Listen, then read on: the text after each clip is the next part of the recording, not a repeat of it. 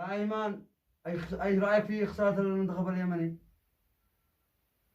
رأيي خلي حاليا ما نقدر واضح. يعني ايش رأيي؟ رأيي يقعدون رجال ويلعبون في الناس. احنا اول مفلاخة ولا خيبر ولا غايب. بيهجمون لي كلهم شو عم قدم فايزين وقدم متأهلين والدفاع فاضي.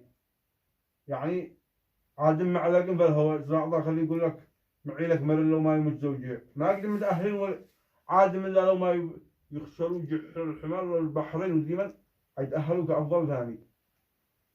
كل يوم منتخبنا هل شبعتوا هزايم؟